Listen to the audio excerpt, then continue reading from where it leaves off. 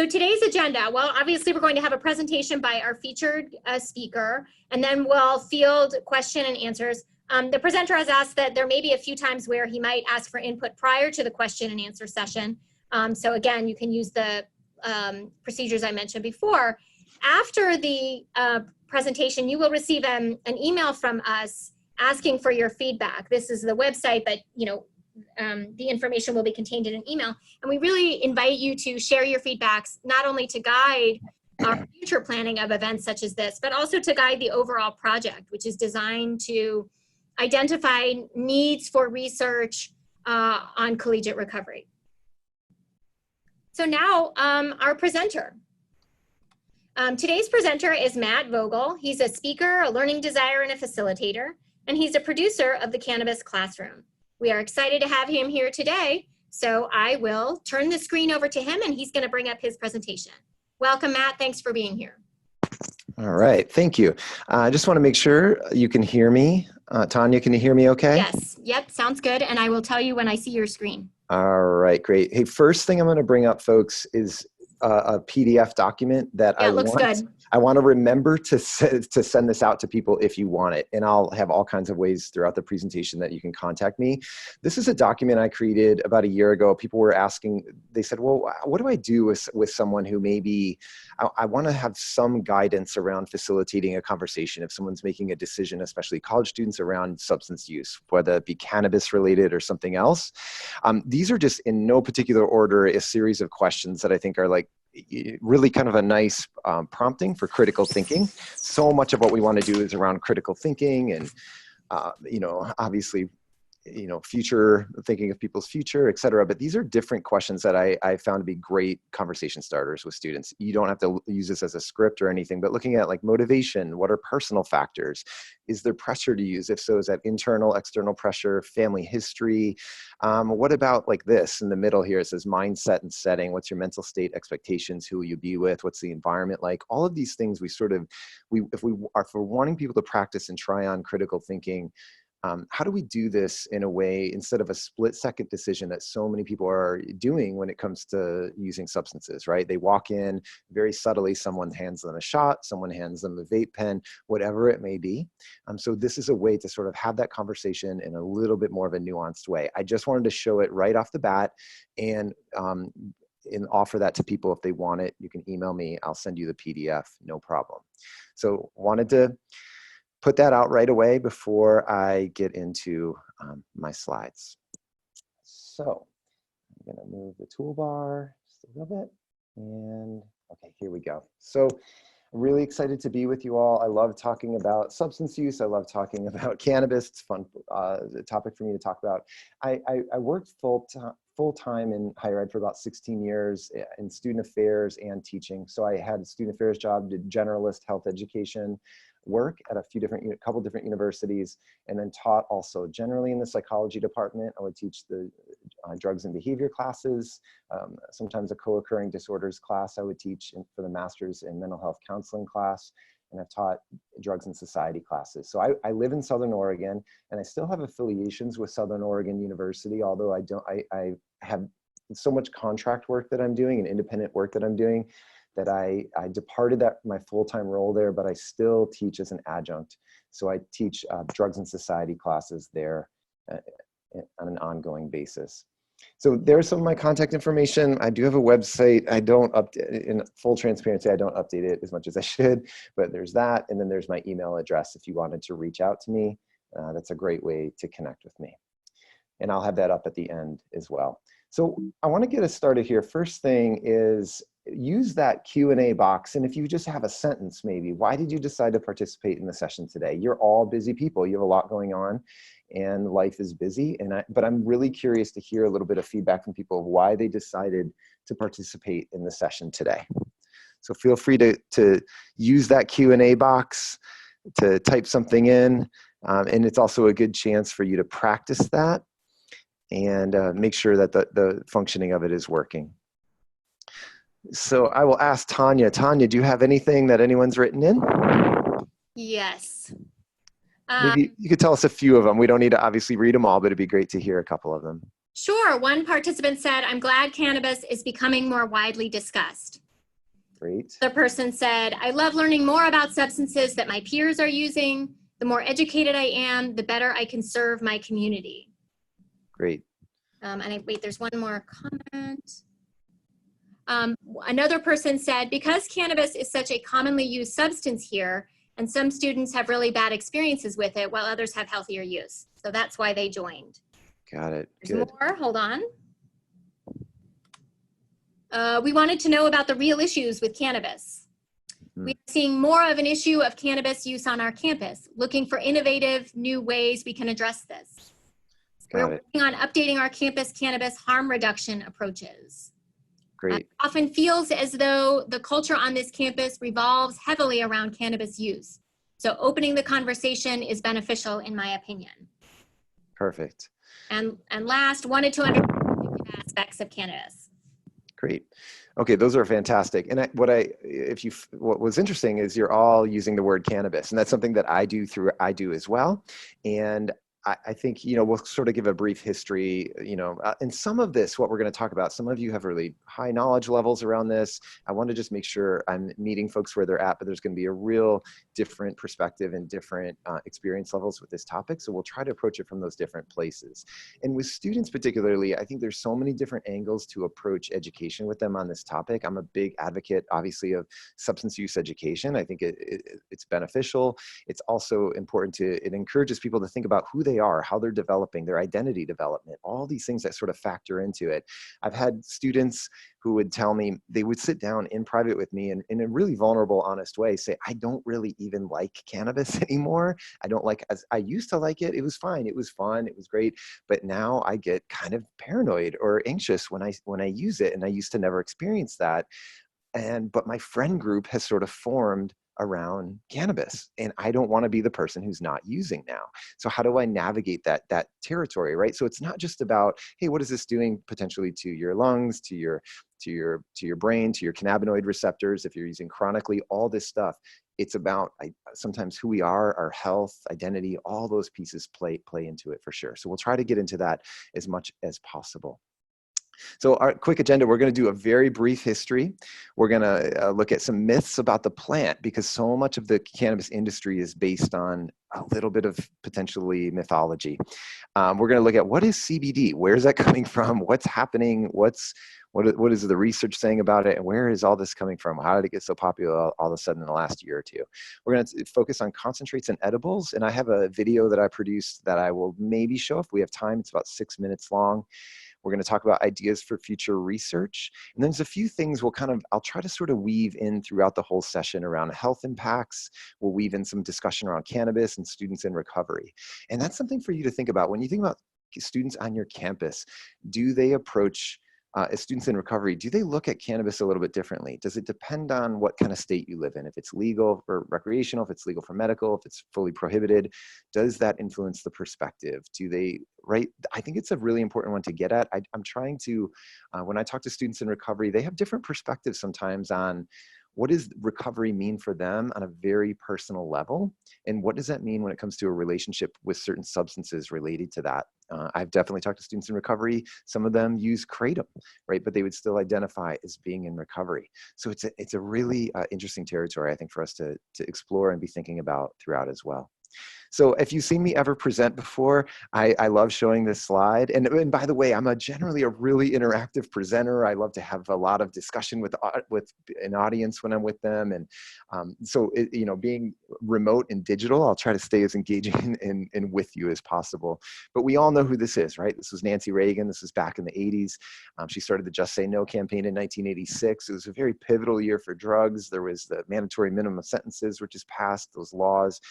Famous basketball player Len Bias died. There was a lot going on socially around, crack had sort of become more prominent than powdered cocaine. And this was a very, I think, well-intended campaign, right? And I ask students sometimes, I'll put this picture up, and as the years go on, less and less students know who she is.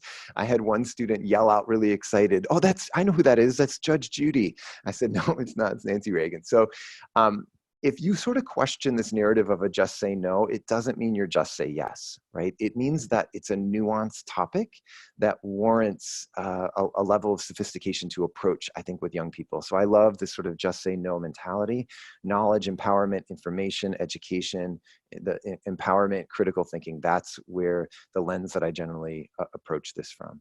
And drugs are kind of interesting to talk about, right? We're all kinds of different substances, right? We have a few different examples on this page here. We have LSD on the top left, kratom in the middle, top middle, psilocybin mushrooms up there on the corner, some cannabis flowers, a powdery substance with a needle. It could be any number of things. And then we have on the bottom right, ayahuasca, the compound plants that are used to make ayahuasca, which is becoming a more popular psychedelic.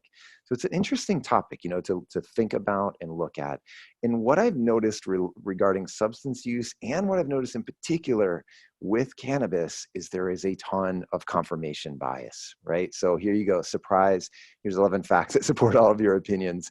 We are in a state of heavy confirmation bias, whether it be political, whether it be all kinds of social topics and maybe controversial topics, but in particular with cannabis, you will find an incredible amount of confirmation bias, right? So people are very opposed, sort of seek out information that will confirm their pre-existing ideas.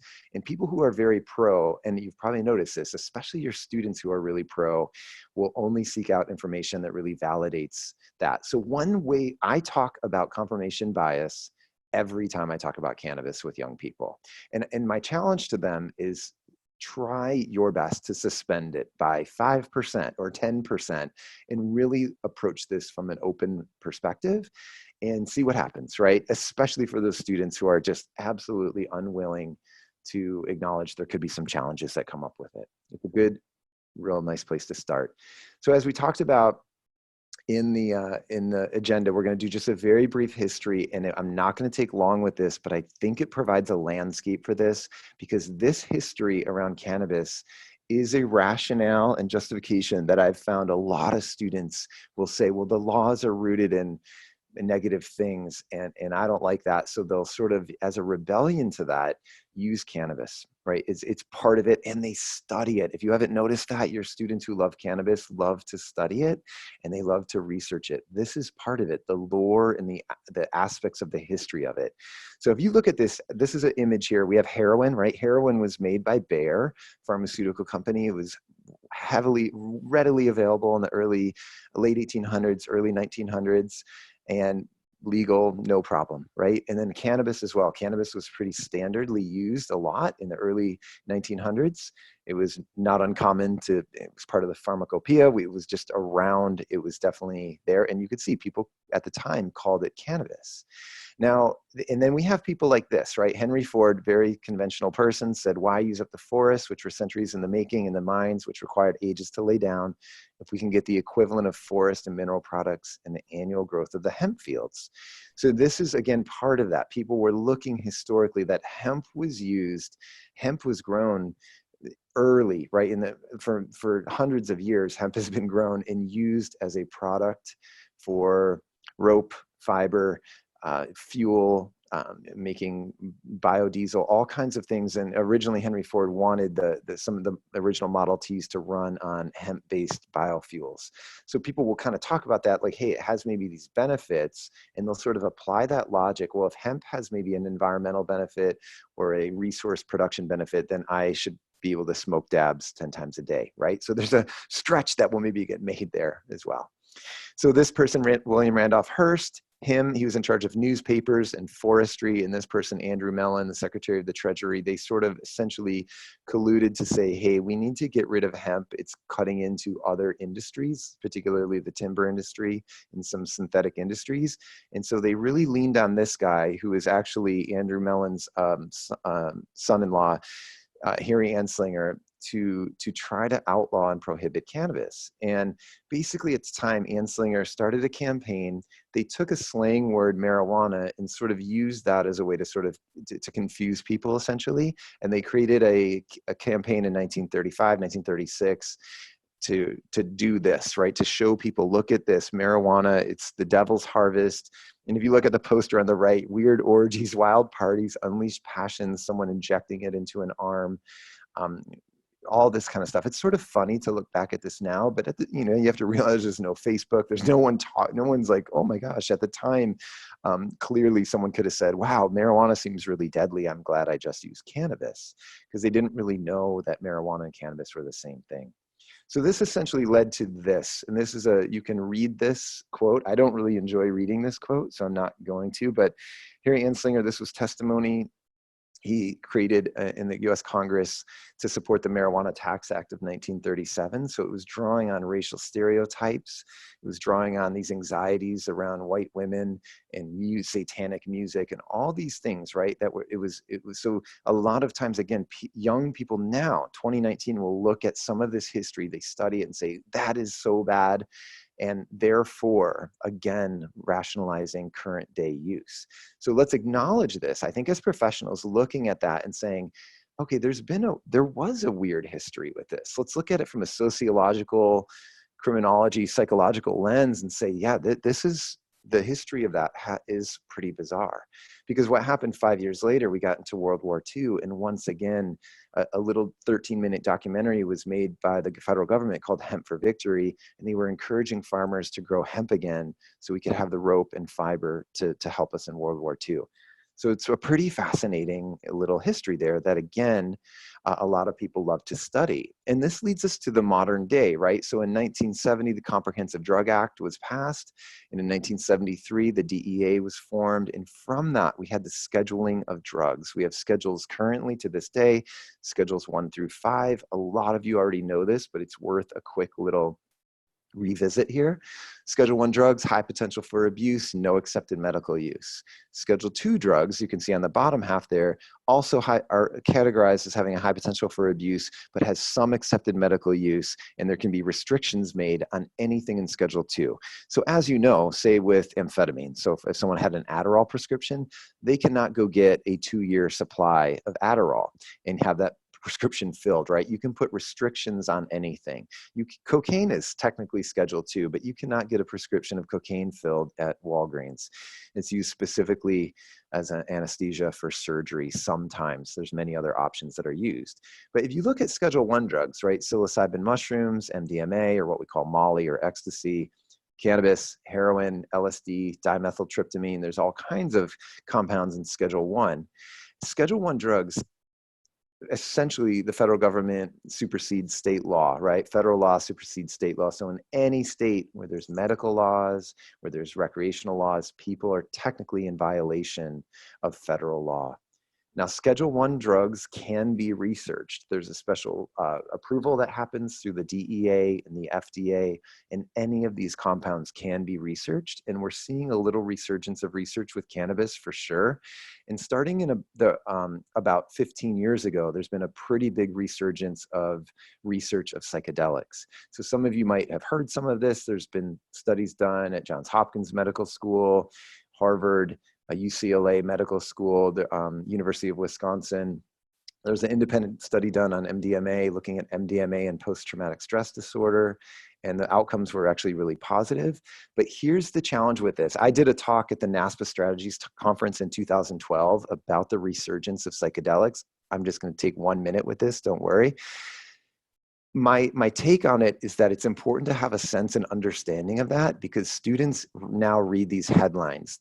The stuff around psychedelic research is in very pop culture magazines, news outlets. So people are reading that, right? And saying, well, I had a little bit of trauma. Maybe I'll take MDMA at a party this weekend. And they don't necessarily know what the research protocol is, that it's very, very strict, that in that original MDMA study, it was a 5-year study, and people took MDMA on average about 3 times total in a 5-year period.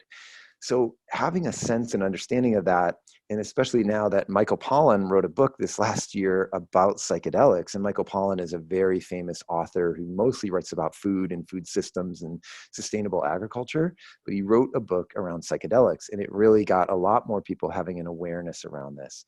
So just a heads up for you, if you have students come to you and say, hey, what do you know about psilocybin research or LSD or some of the research in Canada and ayahuasca, what's up with that? They'll having a general sense of that, but talking how research protocols are very different than taking something randomly on the weekend that you have no idea of the dose, you have no idea of the purity, the environment, all of those things factoring in. So kind of a fascinating little window of what's happening. So with cannabis in particular, there is a lot of debate of whether this should be Schedule 1 or Schedule 2. Currently it's Schedule 1. It is talked about all the time, but there's been no movement at this time. I occasionally put up— Matt, can I interrupt for 1 second? We have somebody who has a question. Let's go for it. Perfect. I love that. Interrupt anytime. I appreciate it. Yep. Yeah. So whoever, so the person who's raising their hand, what we'd like to ask you to do is type it into the question and answer feature, either at the bottom or the top of your screen if you take your cursor over that. So we have everybody muted, and because we have a large group, we're not doing verbal exchanges. So if you could put your comment into a question or whatever, your comment or question into the Q&A button, I will read it aloud for you. So sorry, I thought they had put that in, but they just raised their hand, so yeah. Okay, no problem. When that person does that, I will read the feedback. Sounds great. Thank you so much. Occasionally, I will just tell you, I'll put up a pretty picture when we're transitioning topics a little bit. These are from the Redwoods in Northern California. Okay, so here's a question I do have for you. If you want to, I love a little 2-sentence response to this. I was asked this last week by a student. Can you overdose on pot? Sometimes I just love, I will take mental note and write down what students will ask me. So someone asked me, can you overdose on pot? How do you respond to that? I'm curious, participants, there's a lot of smart people on this call, and I'm sure you've been asked this before. What's generally your response? Feel free to write in. Again, I don't need you to write a 10-paragraph essay, sorry for that. But what if they, how does your response generally to this question? You can hear me, Matt? Yes, I can. Yep. One attendee says no. You cannot. Okay. Okay. That's it so far. Okay. I'm curious if anybody else.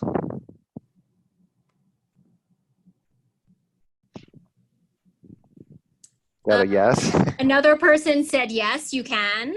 Okay. I see. And another person said there haven't been any reported overdoses. Okay. We have another. I saw that one, and because I just opened the chat in the Q&A, and I see a no there. Yeah. Interesting. Okay. Okay, so I'm going to kind of pull on this thread here from one of the participants just said, you can probably have a really bad time with too much, but as far as a deadly overdose, I'm not so sure. Okay, so this is a great, let's stop there with it if we could. And so I'll kind of ask back the question, describe to me what an overdose is, because if we're framing it strictly from overdose causes death, we don't necessarily see that. There have been some cases, right, where the activities someone engages in, so if someone has, again, a large amount of an edible concentrate or even flower and maybe have an accident of some kind, then that's, right, that's an affiliated issue, right? But looking at from a pure pharmacological, does it cause respiratory depression like some other substances would, heroin, alcohol, benzos, etc.? We don't see that, right? But then if we reframe overdose and think of it in terms of, can there be a psychological reaction that is overwhelming, right? That could be uncomfortable, that can be an exacerbating event, that can lead to more maybe intense anxiety. Then we certainly can see that, right? So it's asking, students will sometimes ask these questions, you know, just to kind of like bait you a little bit or kind of see where you're at personally, kind of to test the waters. But I think this is a good one that comes up. So I think for me, I've had good luck in sort of reframing that and talking about, how do we define, if we're only defining overdose based on fatality, let's look at it maybe from other ways that we could have too much and maybe some challenges with it. Okay, so we'll move on from there. I want to just talk about the plant a little bit, if we could. And I think, again, a lot of you maybe know this, but I'm not sure, so I want to make sure we go there. So this is an image of the colas, or the flowers of a female cannabis plant. The male plant does not contain flowers. When we zoom in a little bit on these, when they're getting mature, you can see these kind of crystal-y structures as we get closer in on the flower. And there's a more up close picture of this. There's a reason I'm showing this to you, don't worry. And these little bulbous structures, let's zoom in one more time. These little bulbous structures are called trichomes. And you can see on these, there are these little, some of those are kind of clear, some are sort of cloudy. But these do matter when it comes to the user experience. Here's what's interesting. When a cannabis plant is maturing, and the flowers are maturing, those trichomes will be clear at the beginning, and the THC levels are actually pretty low at that point. As the THC levels mature and some of the other cannabinoids mature, there's over 100 cannabinoids. The ones we hear about a lot are like CBD, THC, CBG, CBN. But as the plant matures, the THC levels start to increase. So when the trichomes are at kind of a cloudy color, and you can see some of them are kind of cloudy, the THC levels are at sort of their peak. And what's not shown in this picture is if the THC levels, if the plant continues to grow and is not being harvested, the trichomes will turn an amber color. And at that point, the THC has actually started to degrade, and another cannabinoid, CBN, is starting to increase, which is actually a byproduct of the degradation of THC. So here's what's interesting. CBN is known to be a pretty sedating cannabinoid. So regardless of the strain of the plant or the name of the plant, or if it's a sativa or indica, you could have two plants grown side by side, same soil, same strain, same water, everything. You harvest one plant when the trichomes are cloudy. You have to go out of town on an emergency and come back a month later, and you harvest the next plant. Even though they were grown in the exact same conditions, based on the harvest time, they can have a very different outcome for the user, right? So sometimes that's not really talked about. So when we go into a store, right, and we say, oh, that's the strain that I want. I read online that strain is good for X, Y, or Z. It may not necessarily be the case, because it depends when that plant was harvested. So it makes it even more complicated to say, well, cannabis causes this strain does this. We're not sure about that. It might be a little bit of mythology.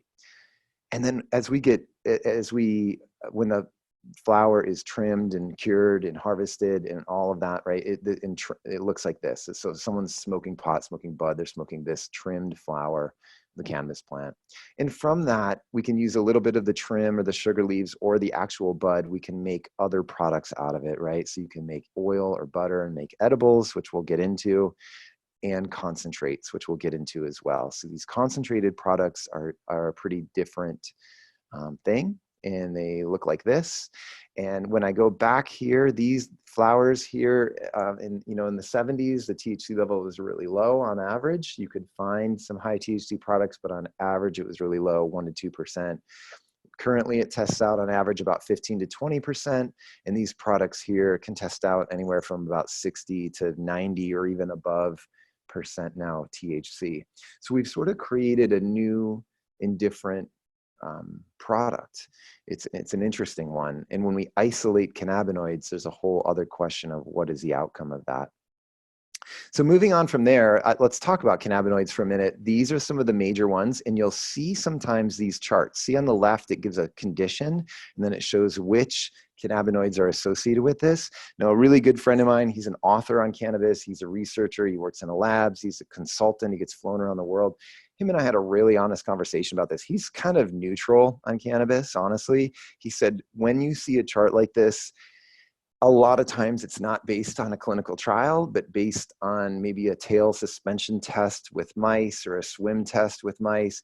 A lot of sort of assumptions are made around it, and that a lot of these have not necessarily shaken out in the data. It doesn't mean they couldn't in the future, but to sort of have this narrative that this thing like CBD, you can see the second one in there, it's associated right with all of these things according to this chart. Now I was looking, Harvard has a good page on CBD about what is actually CBD all about, is there benefit? And they do find there can be some maybe benefit around inflammation, a little bit of around pain, maybe as a sleep aid.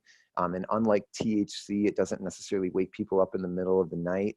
So they're looking at that in an honest way to see what is the application. But you can see it's kind of painted as it does everything. But cannabinoids do matter. The cannabinoid profile of a flower matters. So the percent of the CBD versus the percent of the THC, that is found to be relevant for the outcome on the user, obviously in terms of how intoxicated they get, mental health outcomes, etc. This is something else you're going to hear more about coming up in the future around cannabis is terpenes. Terpenes are like the compounds in many plants that give them a scent. They're like the essential oil sort of a plant. So if you rub a basil plant or the vine of a tomato and you smell your hand, it will have terpenes that you're smelling. So there's different terpenes found in different cannabis that is associated with certain things. They may have sedating effects or anti-anxiety effects, etc. So you're going to hear more about, people are talking about full spectrum concentrates. What they mean by that is that it's including the terpenes. It's not just isolated cannabinoids. So the terpene world is talked about a lot in cannabis. Now, this is something where I'm not sure this is real. This has to do with as much as other things.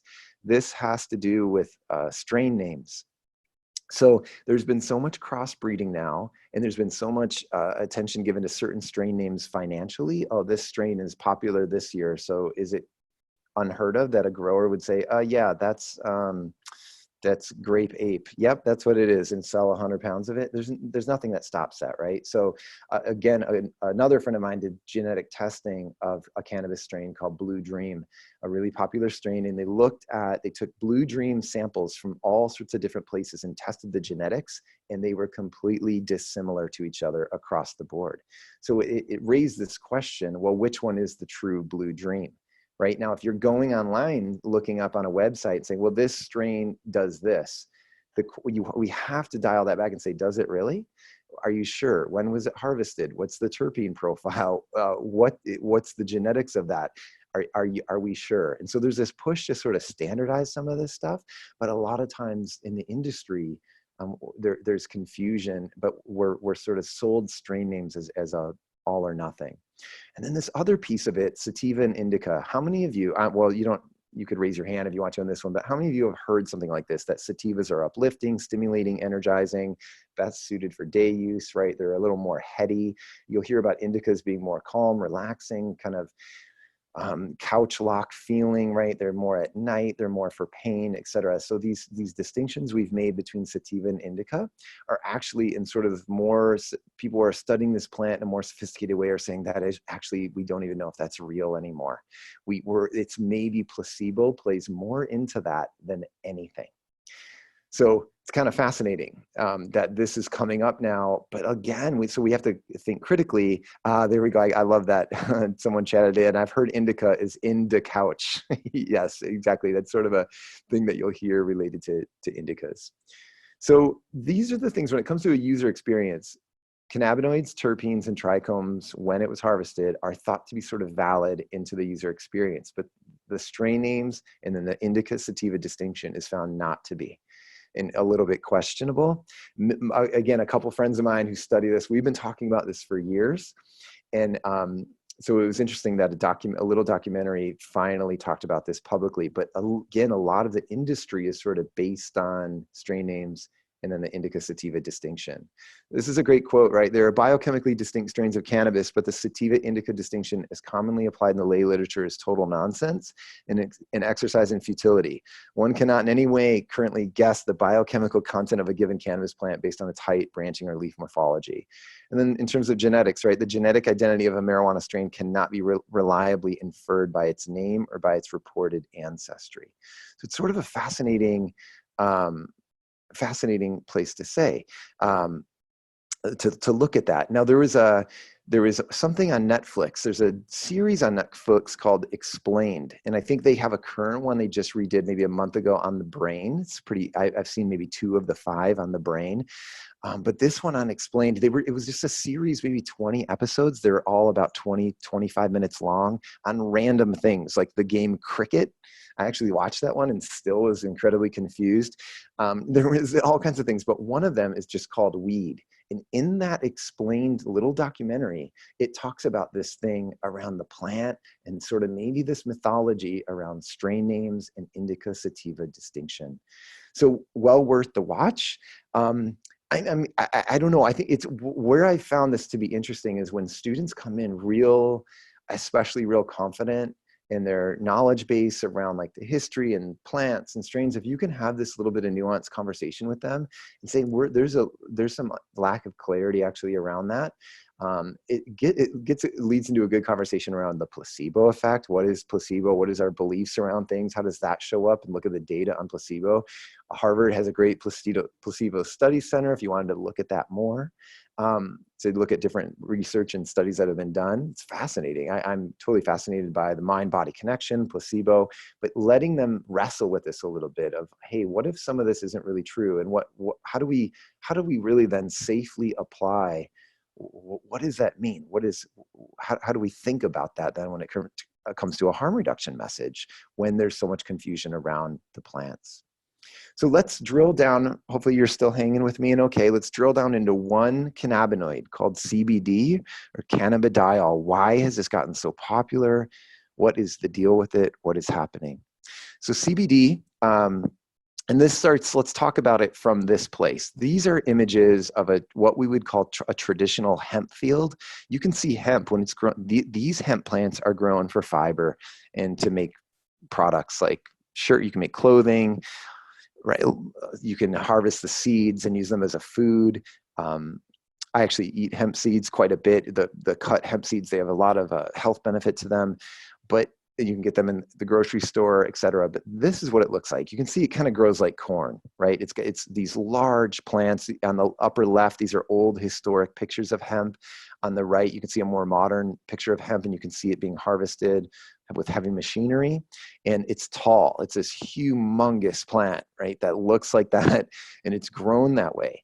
But now and it looks unlike this. This is an outdoor, where I live in Southern Oregon. There are plenty of plants that grow like this. I live in a climate where cannabis grows incredibly well outdoors. I've been up close and personal with plants like this. A friend of mine grew 4. He has a large backyard. He grew 4 of these plants in his backyard, which is legal to do. And some of them are very big, and you see them all over when you're just walking your dog in the neighborhood or taking a drive in the countryside. You see a lot of outdoor grows. So you can see these look very different. They're huge outdoor plants grown as for medical or rec purposes. But there's something new that's kind of in the middle. And this is what it looks like. There's about 10,000 acres in production in my county. And so again, these are what are being called hemp plants now. But you can see they look different than this. But why are they still called hemp? Well, anything that falls, any cannabis flowers that have under 0.37% THC can be categorized as hemp. And that falls under the Farm Bill. It's under the jurisdiction of the Farm Bill. That may be changing. There's some talk of changing that legislation, but as of now, that stands. That was passed in 2014 and in an update in 2018. So these plants right here, you can see as they start to grow, they sort of look like that. They get a little bit bigger, but they're not that massive outdoor looking plant, but they're certainly not looking like corn. And you'll see a lot of signs like this around these grows. It says, do not remove the plants. This is industrial hemp. There's no THC. So this sort of movement to try to ask, on these huge multi-acre, 50-acre, 100-acre swaths where you can't really have fencing up everywhere, people are putting this up to let people know this does not have THC. Please don't steal these plants when the flowers are mature. So the flowers are used on these plants. You can see here's a field. These are a little bit more mature. You can see they have flowers on them now. These are grown specifically for CBD. So these plants are, they're considered hemp, but they are grown and processed for the CBD. So when you see CBD in infused oils, lotions, in food, as a supplement, tinctures, etc., it's mostly coming from these types of plants that are grown specifically for that, with very, very low levels of THC. So this is the last one I would show you. This is about 3 miles from my house. I was driving one of my daughters. She's on the rowing team. So I was driving her out to the lake and we go by this field. We were going by this field, every day in the fall. Now it's been harvested, but I I pulled over, got on top of the hood of the car so I could get a better angle, and took a picture of it. So you can see this is sort of what it looks like. And when we go back to this picture, you can see this plastic is laid down. So this is a very controversial part of it. They lay down this plastic for weed suppression and to retain water. And it heats up the soil as well, but it's generally one-time use plastic. So there's an environmental cost to growing this, because that plastic gets torn up and it ends up in a landfill. And you apply that to thousands of acres, there's an environmental impact that has. And so people are trying to figure out and resolve that. How do we do this? Can we do it without all the mulching, right? Let's really talk about that when we're thinking about environmental sustainability and water usage and all of it. That's a part of it. So this is where that comes from. This whole thing of people saying, well, why is in my state cannabis is illegal, but I go to the grocery store and there's a CBD product. How does that work? Almost every state allows CBD on some level. There's a few exceptions, but at least 46 states fully allow it. There can be restrictions. There can be different testing that goes on to make sure that those levels, the THC levels, are low. So that's the summary of that. I found there's been a lot of confusion around that. What is it? Where's it coming from? Etc. So that's what we're seeing a lot of it. Okay, I'm talking so much. I feel like I want to have a conversation with you, but I know this is the nature of a webinar. Here's your next question. So Matt, before we go on to your next question, yes. Can I share 2 questions that came in? 100%. Go for it. Okay, so all right, so one person had 2 questions.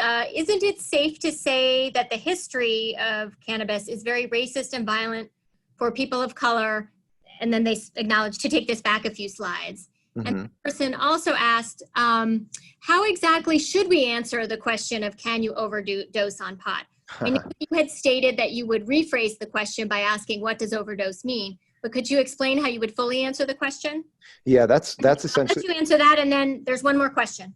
Great. That's essentially what I do. I reframe it and ask them how to define overdose. If we're just looking at fatality by death in terms of looking at fatality in terms of respiratory depression, we don't see that. There has been cases, some recent cases, where some people who are immune suppressed, and especially if they have contaminated, concentrated products, there can be issues that go on in their lungs and they die from that. We've seen some of that, but from a pure kind of pharmacological perspective, cannabis flowers, often we generally do not see that. There can be anomalies or allergic reactions people can say, but then I do reframe it and say, but let's think about overdose in terms of a psychological perspective. And when we think about exacerbating events psychologically, that can be a triggering event for future anxiety, what have you, that an intense cannabis experience can serve as that for people. An intense car accident can serve as that. An intense alcohol experience can serve as an exacerbating event. But a really strong cannabis experience, for many people will report, hey, I had way too much of an edible. It was really challenging for me, and it led to me having some more anxiety that was coming up for me.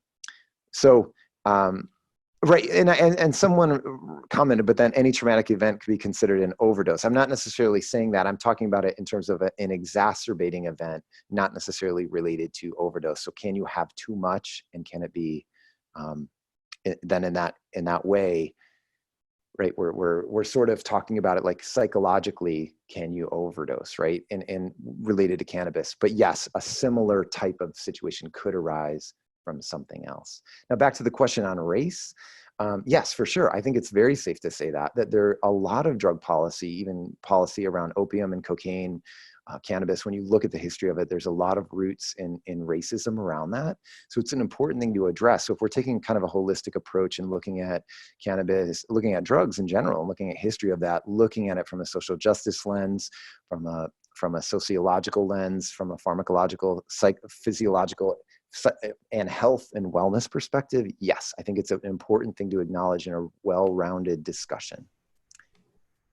So question, a person asked, so are CBD plants different or just harvested at a different time? Yes, they are actually different. A lot of them are bred in a way that they have very low levels of, they have almost no trace amounts of THC in them. So that there was it was essentially a hybrid that came from traditional hemp plants and but grew them in a hybridized way to keep on downgrading the THC levels to the point where it almost doesn't exist in the plants. So they are actually different plants. Here's the challenge though. It's kind of a little bit of a Wild West industry right now. So you've had people who have gotten seeds and they plant them, and then they grow, they put in all the work and effort and everything, and then they harvest them, and the THC levels are like at 8% or something like that. So they were not necessarily bred correctly on that level. So they are bred in a different way, for sure. And the other thing I want to add to the hemp conversation, there's been 4 farmers, at least documented in Oregon, who have committed suicide, hemp farmers, because we didn't have a great year necessarily weather-wise, and they're looking at crop failure. There was more moisture in the fall, which leads to a lot of mold in the flowers. And I think there's it gets interesting when there's a lot of money involved and a lot of money invested. This is a very unfortunate part of that people felt such pressure around this. And I've heard, I don't have them confirmed, but I've heard of more even in other states as well. So it's fast. There's all these little things that are approaching it. It's easy. We just see CBD on the shelf and go, oh, okay, there's CBD. But again, looking at what is the medical application of that? What are contraindications? Let's do more and more research that's important. Okay, so we're good to move on? I think this is a question that we don't have to chime in on this one if you don't want to, but a lot of times students will want to talk about this. If you had to, how would you define adult responsible use of cannabis? We sort of have a framework around this for alcohol. We talk about blood alcohol concentration. We talk about BAC, the biphasic effects of alcohol and 0.06 and drinking water and staying hydrated and all these different things that we talk about related to it if someone is around or choosing to consume alcohol. We don't as much have a great roadmap regarding cannabis. So it's something that I have this as one of my research questions is what does a harm reduction message look like around cannabis for students who, if they're telling you I'm going to use, how do we do that, right? We can talk about the document that I had on different decisions that people can make and thinking about it from a critical lens. But when we think of the wide range of all of these different products that are going on right now, how do we then have this conversation? It really changes and everyone biochemically responds to it differently. We have different endogenous cannabinoid receptors in our system, so we all respond to it really differently. So it's going to be a question I think we're going to continue to wrestle with in a field in higher ed, particularly, and thinking about all kinds of students in recovery, students who are curious, students who are currently using. How do we talk about this? It's something I think it's an important discussion to think about. So we'll move on from here. As we talked about, these are large cannabis plants. These are what they look like indoor. So in indoor facilities, they keep them pretty small, trimmed up, and then they just really focus on the major flower production. So what I want to do, we'll talk about concentrates. We have concentrated products, as a lot of you have heard about this. There's concentrates, some are called wax or shatter or butter. There's all kinds of different slang terms. If someone's smoking concentrates, it's called smoking dabs. You've heard lately that there's been some challenges related to vaping concentrated cannabis products, again, and we'll talk a little bit more about that shortly, what maybe is leading into that and causing some of that. What are the factors playing into it? But the main thing to think about with concentrates is that they are kind of a different product. The THC levels are at a point where they're much higher than they can possibly be in the plant. And we have history of that. We have a history when we isolate compounds from a plant, the issues generally go up and there's more problems with those. So I'm going to show you a video. I've been, and some of you, if you know this, be patient with me. I've had a great and incredibly busy 2019. So I've started a little side project called the Cannabis Classroom. And this is going to be a product that is essentially, this would be a product that's colleges could use. It's sort of in the realm of an online education program that students could take before they get to campus or for conduct issues. It takes about an hour to complete. The demo is so close to being done. So if you're interested, I can send you the demo. And in every section, we talk about the history, kind of a looking at the plant, concentrates and edibles. We talk about identity development, health and wellness, all kinds of things that we talk about. In every section, I have a short video. Most of them are about 2 to 3 minutes. The one I want to show you is on concentrates and edibles. This is one of the longer ones. It's about a 6-minute video. So I think we have time to show it if that's okay. And in the video, you're going to hear me talk about the entourage effect. The entourage effect is something where how all the cannabinoids blend together when a human being takes them, and some have synergistic effects with each other, some have antagonistic effects with each other. There's different impacts that all the cannabinoids have on one another. So when the cannabinoids get off kilter, if it's pure THC or really high levels of THC, that entourage effect gets altered, and people are more likely to have potentially an anxiety response to that. So if you hear me say if you were to hear me talk about that, that's what that's about. So I'm gonna go out of this for a minute. I'm gonna stop sharing that screen, and I'm gonna share a different screen so we can watch this video. And I want to apologize. We have all of our videos uploaded on Vimeo. They all have closed captioning, but I didn't want to have a bunch of windows open for this webinar and risk that. So I downloaded it, and in the download, I was not able to download the closed captioning. So I apologize for that.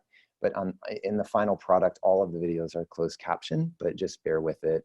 This one doesn't have it. So again, my apologies. Okay, I'm going to start it. Tanya, if this sound doesn't come through or something doesn't work right, let me know and I can interrupt. Okay? Okay, sounds good. Thanks. This next section is an important one. This is about edibles and concentrates. Now, any presentation I give on cannabis, I try to create a lot of space to discuss this topic because it's really confusing for people. Now, people have been taking cannabis in many different forms for a very long time, but we have new products that we need to consider, and there's a pretty big knowledge gap right now happening. And working in the university system for so long and teaching classes and having a lot of discussions with students, I've heard hundreds of accounts and stories from them about their experiences with cannabis, and a few themes have emerged. In general, if they've had an adverse reaction to it, the vast majority of the times has been from over-consuming an edible or a concentrate. And when this happens, the experience can be absolutely overwhelming emotionally, physically, mentally, and it can last a long time. So what is going on here? Why are these experiences so varied? Let's take a look. As we've discussed, cannabis flowers contain a mix of cannabinoids, with THC being the one that's psychoactive. Now, THC levels have changed and altered over time in the US, but they are currently testing out on average about 15 to 20%. This is significantly higher than it was 30 years ago. Now you contrast that with some of the concentrates right now, and some of those are testing out between 60 and 90% THC. And we've discussed the entourage effect, how this whole mix of cannabinoids and terpenes mix together and work together to alter the absorption and assimilation of cannabis in the human body.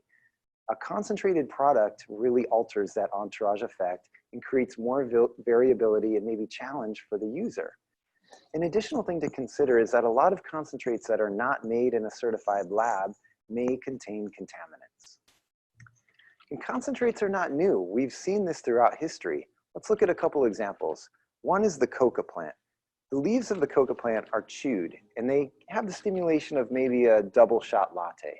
But if you extract cocaine hydrochloride from the plant and isolate it, now it is much stronger, 100 times stronger. Another example is opium. Opium contains 2 alkaloids in it. One is codeine and one is morphine. Morphine is stronger than codeine. It binds with great affinity to the opioid receptors, and it is significantly stronger than when found in the plant. Another one is cat. From cat, you have a compound called cathinone. Now, in its natural form, khat is often chewed like tobacco. It's used in parts of northeastern Africa and in the Middle East, and it has some cultural significance there as well. But when you isolate cathinone from it, again, it is much stronger, almost similar to cocaine. Now let's go back to cannabis. Now here we are, we're in this era where cannabis, now we have different isolates and concentrates, and you hear about people smoking dabs. These things are different. They have a different outcome for people than the natural plant. And am I comparing isolated cannabinoids to cocaine? Not necessarily from a pharmacology perspective, but more from a pattern perspective. We have seen historically how isolating compounds from a plant creates a different experience and outcome for the user. We have to keep this in mind as we develop new products and learn more. So what about edibles? What is up with edibles? Well, let's talk about it. So when we smoke cannabis, very little of it passes through the liver. But when we consume it orally through an edible, a lot does. And it's thought that about 50% of the delta-9 THC, or what we call THC, is converted to a metabolite called 11-hydroxy-THC. Now it's thought that 11-hydroxy-THC is about 4 times stronger than delta-9 THC. So when that goes into the brain, it can be pretty intense. Now we are also very slow to absorb and metabolize cannabis when we consume it. So therefore, when we eat an edible, it may take anywhere from 60 to 120 minutes to feel the full effects of that. Now, someone may take some, wait 45 minutes, they don't feel anything, what do? They take more, and then 2 hours later, they're in a very, very uncomfortable situation. Now, when this happens, a lot can occur for someone. Generally, a common feature is pretty severe anxiety. Another one is your periphery vision can be really altered, and it creates kind of a tunnel vision, and therefore operating a motor vehicle can be really, really dangerous. Racing and erratic thoughts can be common as well. And in kind of extreme cases, it can be like a precipitating event that might bring on and facilitate an adverse mental health response. And in general, when you hear people talk about an adverse reaction they had to an edible or even a concentrate, they'll say it was just very uncomfortable and lasted for a really long time. Now, over the years, I've occasionally heard students talk about someone they knew who was maybe tricked or given an edible without their knowledge or consent. I would encourage you, if you hear talk of that kind of situation, or if you're around that, please be an upstander and intervene in that situation to stop it. This is drugging someone without their consent. And without having any kind of prior knowledge or existing preparation for that, it can be a really terrifying experience for someone. Now, what if you are going to be around it, or if you know someone who's going to consume? What are some kind of safety considerations around edibles? Well, one is to understand the dose. And if someone purchases something from a dispensary, they may know what the dose is. But if some random person gives you an edible, you have no idea what the dose is. So it's recommended if someone's going to take that, they have a tiny amount and wait about 2 hours and see what the outcome is. Another important consideration is to say, what's my motivation with this? Why do I want to do this? Another one is, who are you going to be with? Do you trust the people you're with? What about the setting and the environment you're going to be in? What about your own mental state going into it? All those things really matter and play into the outcome and the experience for someone. Now again, edibles and concentrates have been taken in different forms historically, and we know that. But currently, the raw material, the cannabis flowers, are more potent, and therefore the byproducts of these compounds are going to be more potent as well. We need to consider this. We need to be thoughtful. We need to be mindful as this evolves over the next 10 to 20 years so that we can be safe and responsible. Okay. All right. Can you hear me? Oh, yes, can you hear you? Okay, great. So I'm going to share. I'll share again my slides. That is so difficult and embarrassing for me to watch myself like that. Now you know what I look like. There you go. You got it. But that is it's always a little bit painful. But what we really wanted to demonstrate in that video is that we have a history of this, right? When you again concentrating compounds, isolating them, issues generally go up. So I think we're kind of seeing that now. We definitely see more and more people having responses to these products that are pretty intense. Okay, so let's move on. Just one last note on concentrates. This is a dab rig. So these are all kinds of things that people would use in terms of smoking dabs. This is called a nail. That piece there where that's getting heated up by a torch. When that nail gets hot, someone takes a bit of their concentrate or a dab of it, touches it to it, vaporizes it, they smoke it. So we've, there's all kinds of, you don't need a dab rig to smoke concentrates. You can use them in a small vape pen, all kinds of other ways to use it. And this is something called a carb cap dabber. It kind of deoxygenates and oxygenates the dab once it touches the nail. And then people can use that sharp end to pick up a piece of their dab to smoke it. Now, one thing I want to mention, you've heard a ton lately about vaping. I know all of you have. We've been reading about this, what's going on with vaping and what's happening, what's leading to this. Just a couple of days ago, well, this came out last week actually, but this is just, I pulled this off of WebMD 2 days ago.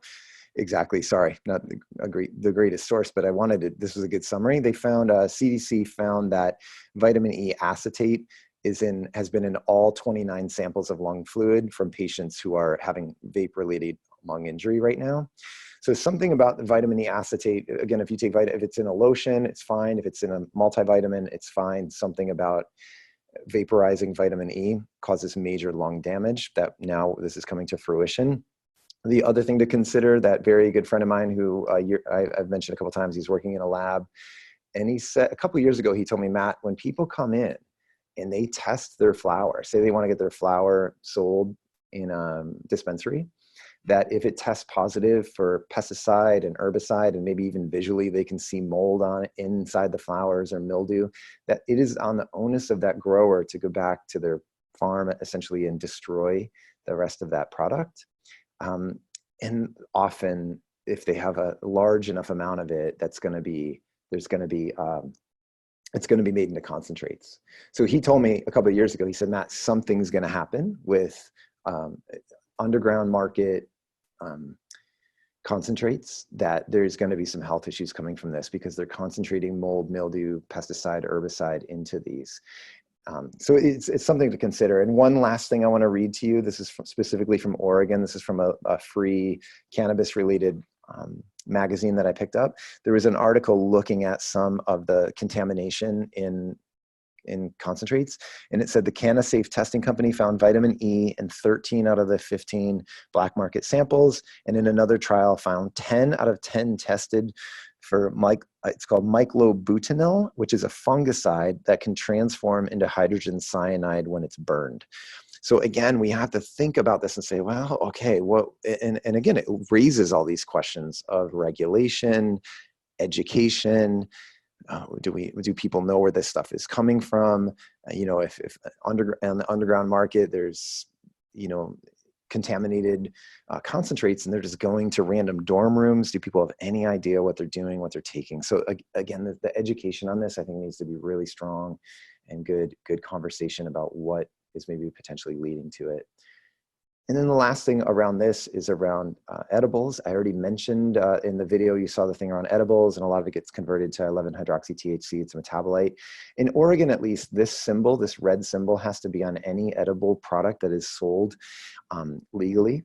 And there are the concentrates, a dose of THC in the state of Oregon is considered 5 milligrams of THC. In other states, it's different. I know Colorado, it's 10 milligrams. So it really varies on the state.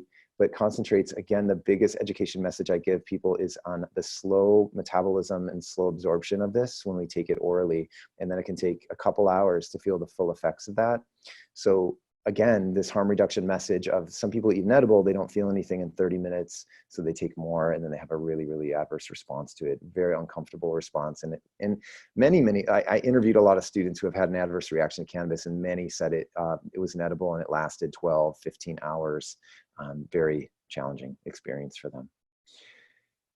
One last thing, there was a couple studies that have come out that looked at mental health, and particularly age of onset. So when someone's first starting to use cannabis, and in adolescence, it does seem there's an increased risk of adverse psychiatric symptoms. If there's heavy cannabis use by age 18, especially high potency products, there's seen a 6-fold increased risk of schizophrenia. I think it's important to, with this though, we have to look at it from a really critical lens, take a big picture approach, and to not be disingenuous, and to just say, hey, we're unsure. What came first here, the chicken or the egg? Co-occurring disorders are very complicated, right? So could someone have pre-existing schizophrenia? Could they maybe even currently have schizophrenia and they're using cannabis to self-medicate? Even on NIDA's website right now, they still sort of say we can absolutely look at correlation, but I'm not sure we can totally say causation until we have further research and deeper understanding on this. So that's just one thing I think it's really important. But I will say qualitatively, anecdotally, I've talked to plenty of mental health workers, therapists who will say, hey, 5 years ago, 10 years ago, I was kind of relaxed about cannabis use as long as someone was sort of moderate with it and, you know, getting their work done and whatever. And I would just, you know, but they've said they've had to, in a humble way, sort of reframe their perspective on it and get into a different conversation. What is the product you're using? Quantity, frequency, concentrates, all that stuff. And a lot, at least have reported to me, they've seen more challenges that people are having around it. Again, considerations for sure. Okay, so here's a beautiful picture. And great, we've got some questions. Yeah, let's do it during, so you can look at a pretty picture during the questions. This is in Northern California in the Trinity Alps. Highly recommend hiking there. Anyway, okay. So the first question is, what is the impact of cannabis use in males with near puberty onset? Yeah, okay, so there was a study, I know there's a study done in Pakistan on this, and they found that, again, it was sort of based on quantity used, but they found there was potential issues on even growth differences.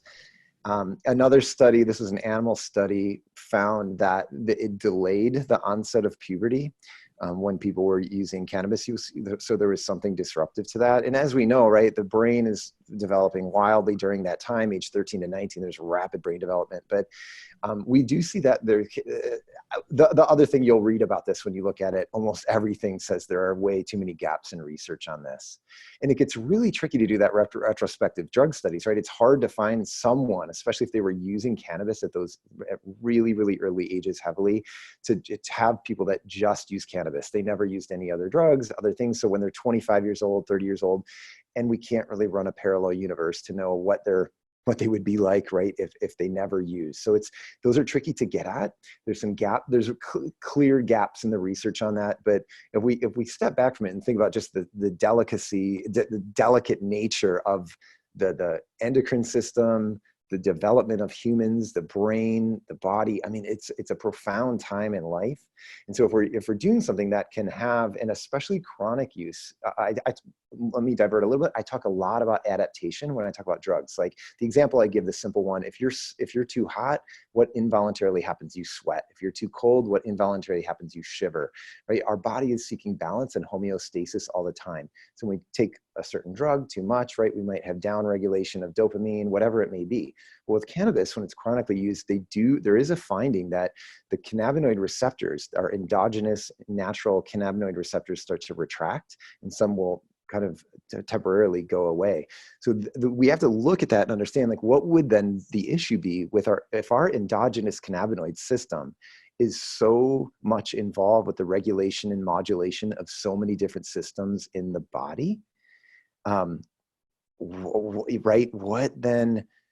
What happens, right? There's probably some adaptations that are going to be occurring, especially then at that pivotal time in development. So it's a tough one. The short answer is we need more research. The long answer is it's complex, but we do have some, I think, preliminary research to show it can be challenging, delay onset, and maybe have implications for growth. I see another question. Yeah. Yes. What are the best practices implemented on campuses around cannabis? According to the National College Health Association, 40% of people use cannabis. So how can we take this information back to campus? Good question. I'd have to look at the latest NCHA data. As far as the past 30-day use, at least the 2018 data, the fall and the spring combined, I think it showed it was about 22% past 30-day use. Maybe lifetime use is different, or past year is different. I'd have to go back to get that specific data. But yes, so regardless, even if 2% of students are using cannabis. How do we talk about it? Or they're interested in it, right? Or it's just a little bit more available, or it's going to be legal, so perception of harm goes down, or it's maybe available for medical, so or they have friends who use it. So I think how you talk about it is in honest, earnest ways. And for me, I've been kind of forced, because I teach academic classes on substance use in general. So I try to take a really broad approach to it and just force myself to understand all sides of this. Like I said, the psychological, the legal, the user experience, all of it, psychological, sociological. I think that's important to understand that. It's hard though. It takes a lot of time to really fully tease this out and get credibility with students who are using. This is such a challenge that I hear from a lot of my colleagues. They'll say, it's hard. I go in to teach like a conduct class. We do a conduct class for students who are, they've been in trouble for using, and they come in with such a confirmation bias. They don't trust me. And sometimes I've had a lot of professionals say to me, it's intimidating. Like I have these students rattling off these facts and data points and history, and it's a little bit overwhelming, and I'm trying to learn more and understand it. But I do think it's for us to really connect with the students on this. We've got to have kind of a good, solid knowledge base and really understand where they're coming from. So part of that is I try to read really pro cannabis stuff too. I get the free magazines that are completely pro. I go on different websites that I think are really pro, in forums, and I go on arrowid.org to get drug information to see how they approach it. I think a broad perspective, and then go on NIDA too, go on the DEA's website, get a huge perspective on it. And I think that helps us connect better. I do think harm reduction messages, I mean, we have some good data around that lands a little bit more than just the full finger wag, shame-based, fear-based approach. But we've got to be able to meet those students where they're at, talk about it in those different ways. So a broad approach that's really informed on our own level, get our own biases in check as well, and approach our students with love, I guess, and in compassion. That's the last thing I would say about it. One last question. Okay. Or so far, at least. What would be considered chronic use? Does it vary person to person? This is a great question, and it's actually in my kind of further research slide, which is next. How do we tease that out? What does it mean? And again, if somebody uses a CBD-based tincture 10 times a day, never gets high from that, and they're dealing with, chronic back pain and whatever it may be, that could be seen as chronic use, right? But there's not an intoxication from that. Somebody could be used once a month, but that one time they take 50 milligrams of an edible and have an overwhelming experience. Although they would be seen as a very non-chronic user, the impact was high. This is something I don't know if I have a great answer for that, that any of us really do, chronic versus moderate use. How do we get into that? So I see the follow-up referring to smoking flower mostly. Okay, so even again, now I don't want you to think I'm avoiding here, but there's even with that, it's different. If someone's taking one hit in the evenings, like some people may have a glass of wine, that might feel kind of different than like I'm smoking as much as possible whenever I can. I think we can equate that though to like drinking to get drunk is different than having a glass of wine with dinner. So if we think about a harm reduction message could be, how are you using this? What's the motivation? And how are you using it in a way to get as high and intoxicated as possible? Or what's the purpose of it? Why do you do this? I think that's one way to approach it. But again, it gets really tricky. Do we say to someone, well, once a week or twice a week, but only taking 2 hits, right? That I don't know. I don't know that we quite have that dialed in yet. Great question, though. So I'm kind of leaving that one hanging a little bit. I'd love to hear from others what their perspective is on it. Okay, I'm going to leave this beautiful picture. One last glance. There we go. So the questions for research, and then we can just have the last bit of time for Q&A. I really think that is one of them. Moderate versus chronic use. What would a harm reduction message, if at all, look like? What does that look like? How does it resonate? How does it show up in Missouri versus California? Does it look different based on law? How do we get into that? Even, we know that students want to be able to talk about things in a realistic, honest way, but where do we find this balance between moderate and chronic use without getting into, nanograms per milliliter of blood and getting super technical, but thinking about it from their perspective on a user perspective. I think that's a great area of research to approach. I think this one too, medical application of specific cannabinoids. Are there benefits? What's the risk? Are they useful in isolation? That's the thing I think we have to really understand. Some cannabinoids in isolation without other cannabinoids involved may not be beneficial. What if they have to have other cannabinoids as a sort of assimilation to the body? They work in a synergistic way. There's a big gap in understanding that and looking at it in a straightforward way. I think we had a great start in 2017 when the National Academy of Sciences document came out, this 400-page summary looking at as much cannabis research as we have to this day, what's kind of real, where's a potential area of benefit, where's a potential areas of risk, what's mythology. I think that document was really interesting to look like at sleep. They found and they looked at kind of all these different data points on sleep, and it's found cannabis in general, even like THC based cannabis, can help people, I guess, get to sleep, but it suppresses REM sleep, right? So they get dream suppression. They get this dream pressure builds up throughout the night, and they often wake up at 3 or 4 in the morning and don't quite get a fully rested deep sleep. So it's found maybe CBD based products that could potentially be different, where maybe it helps someone get to sleep, but then the sleep can be more longer term. Then it gets into this question of, well, are you now dependent on something to get to sleep? And what does that mean? Again, lots of areas of understanding specific cannabinoids. This one's really interesting to me. Do students in recovery, sorry, this was supposed to say students, not students. Do students in recovery in legal versus non-legal states view cannabis differently in terms of use? So as people start to approach, I think, recovery in, I don't want to say less dogmatic ways, but in ways that are individualized to them. I hear a lot about this in different ways to approach, in different what works for certain people in certain contexts. How does then that show up for them? What is their lens on that? Is use of cannabis something that they think, a lot of times if you're in the world of recovery, a lot of people use tobacco, and even though we have some data that shows that tobacco can actually kind of precipitate a relapse, it seems to be a sort of acceptable thing in a way. Not overly condoned, but I would say acceptable. So is that showing up with cannabis? What do we know about that?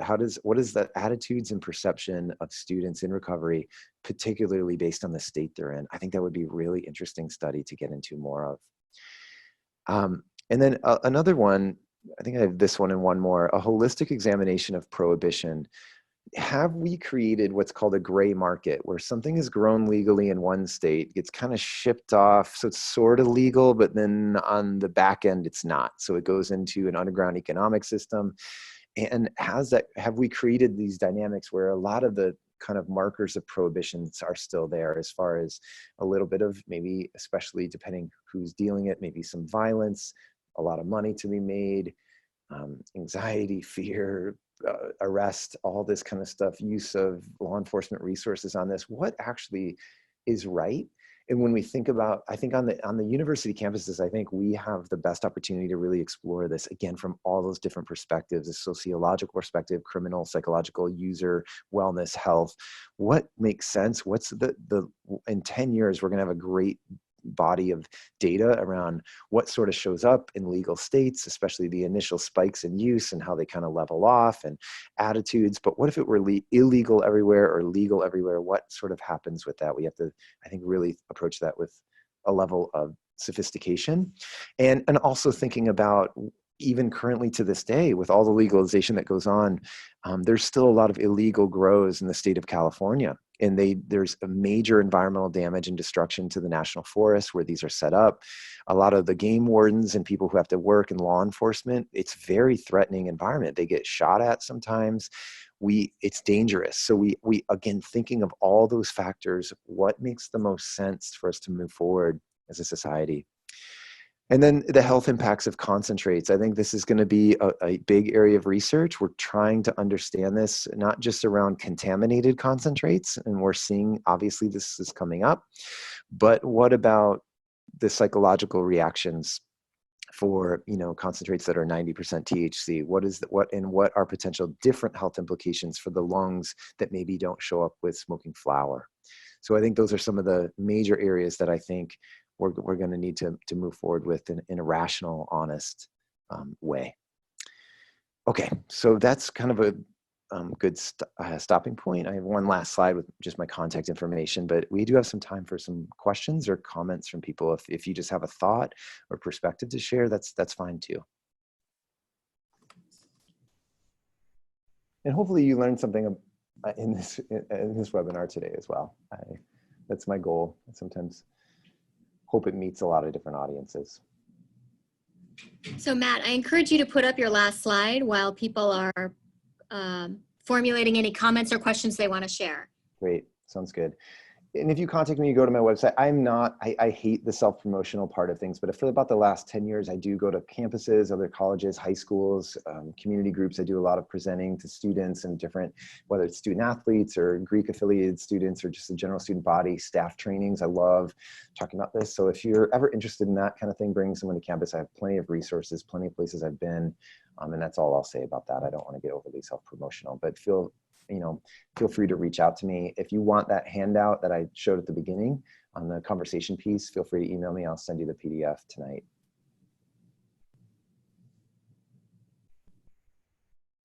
So the floor is open for comments or questions.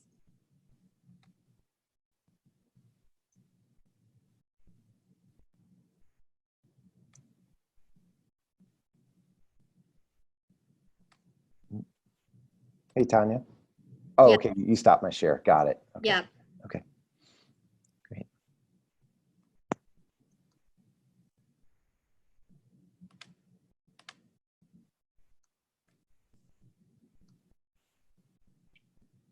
Okay. Well, what do you think? Is that people are hanging in there waiting, but no comments, no questions. There was a lot of good questions throughout, which was awesome.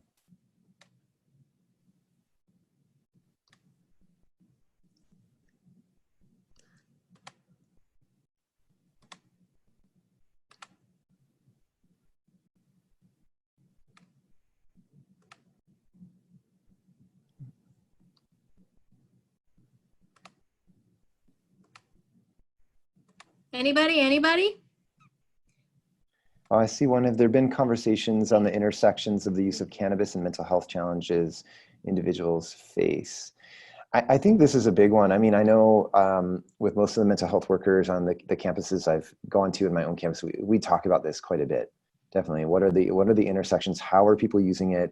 And again, I know there was some at University of Washington, they were really trying to understand this and look at, okay, what if a student actually self-reports that their cannabis is helping with their anxiety, but then if they actually get off of it and they can get through the kind of week-long withdrawals of poor sleep and agitation, all that stuff, that they actually are kind of finding once it's cleared out of their system, that they feel actually maybe less anxiety, but they're sort of using this as a way to manage and deal with anxiety. So I think we're going to have to understand that more as we continue to see anxiety rising. Then people are using it as a form to deal with anxiety, but again, certain strains and products may actually be exacerbating anxiety.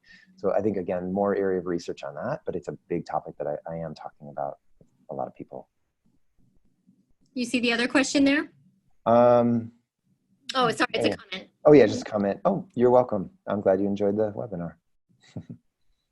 Other comments or questions? We've got time. And it looks like, Tanya, do you have a closing slide?